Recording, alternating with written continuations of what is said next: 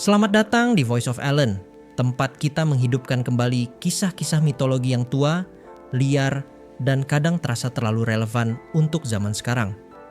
Di episode kali ini, kita akan membahas Circe, nama yang kamu kenal dari Eternals, tapi kita tarik akarnya ke mitologi Yunani, ke sosok Circe atau Kirke, penyihir dewi yang terkenal karena satu hal, ia bisa mengubah manusia, bukan cuma secara fisik, tapi juga nasibnya. Dalam mitologi, Circe adalah putri Helios, sang dewa matahari, dan Perse, seorang nimfa laut. Jadi, dari garis keturunan saja, ia sudah bukan tokoh biasa.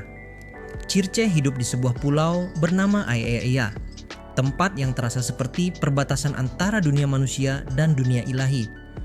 Pulau itu bukan sekadar tempat tinggal, tapi semacam panggung di mana takdir orang-orang yang tersesat bisa berubah total. Nama Circe sendiri sudah identik dengan sihir, ramuan, dan transformasi. Tapi menariknya, transformasi yang ia lakukan bukan cuma "wah kamu jadi hewan". Ini lebih seperti cermin yang memaksa seseorang memperlihatkan siapa dirinya sebenarnya. Dan disinilah kisahnya mulai jadi bahan renungan, bukan sekadar cerita petualangan. Salah satu kisah paling terkenal datang dari Odyssey, saat Odysseus dan krunya mendarat di Pulau Circe. Para pelaut lapar, lelah, dan jelas tidak curiga. Circe menyambut mereka dengan jamuan, makanan, minuman, semua tampak aman. Tapi dalam minuman itu ada sihir. Begitu mereka meneguknya, Circe mengubah mereka menjadi babi.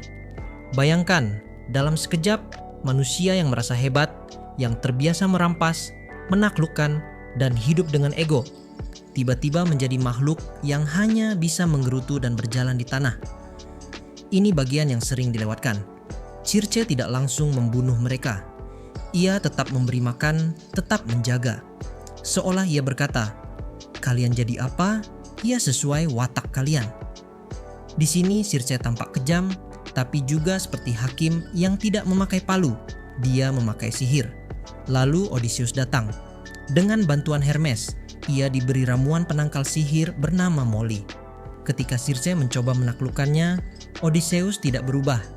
Ia menantang Circe, dan untuk pertama kalinya, Circe bertemu manusia yang tidak bisa ia kontrol begitu saja. Menarik kan? Dalam banyak versi cerita, justru setelah itu hubungan mereka berubah. Circe tidak lagi sekadar penyihir jahat, ia menjadi sekutu, bahkan kekasih dalam beberapa versi, dan membantu Odysseus dengan petunjuk penting untuk melanjutkan perjalanannya.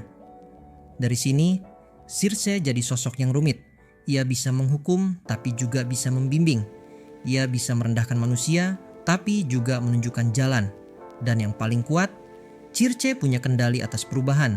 Ia memegang kekuatan untuk membongkar identitas seseorang, memutar arah hidup mereka, dan memaksa mereka menghadapi konsekuensi dari pilihan mereka. Nah, sekarang kita tarik benangnya ke karakter Circe di Eternals. Circe versi modern bukan penyihir ramuan yang mengubah orang jadi babi, tapi inti kekuatannya mirip. Transmutasi, mengubah bentuk materi, mengubah sesuatu menjadi sesuatu yang lain.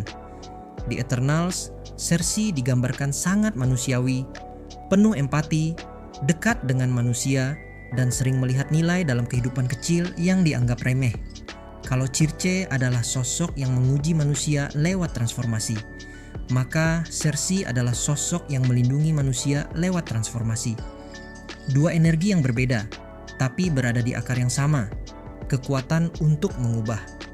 Dan di mitologi, perubahan adalah inti dari takdir. Karena takdir itu bukan cuma garis lurus. Takdir itu sering berubah ketika seseorang berubah, atau ketika seseorang dipaksa berubah. Yang bikin menarik, Circe dalam mitologi sering disalahpahami sebagai penjahat, padahal banyak tindakannya adalah respons terhadap dunia yang sering meremehkan perempuan yang punya kuasa. Ia hidup sendiri, berdaulat, tidak tunduk pada aturan manusia, tidak juga tunduk pada ketakutan manusia. Dan dalam dunia mitologi Yunani, perempuan yang tidak bisa dikendalikan hampir selalu diberi label berbahaya. Di titik ini, kamu bisa lihat kenapa nama dan aura Circe cocok dijadikan inspirasi karakter seperti Circe. Karena Cersei bukan tipikal pahlawan yang kuat karena pukulan. Ia kuat karena perubahan, karena keputusan. Karena ia berani memilih jalan yang berbeda dari rancangan besar yang sudah ditulis untuknya. Dan itu sangat Circe, bukan dalam cara yang sama, tapi dalam jiwa yang sama.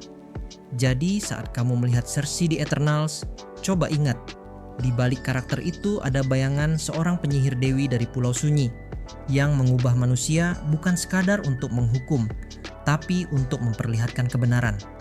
Kadang manusia baru benar-benar mengerti dirinya sendiri setelah ia kehilangan wujudnya, kehilangan kendalinya, lalu dipaksa menatap cermin yang tidak bisa dibohongi.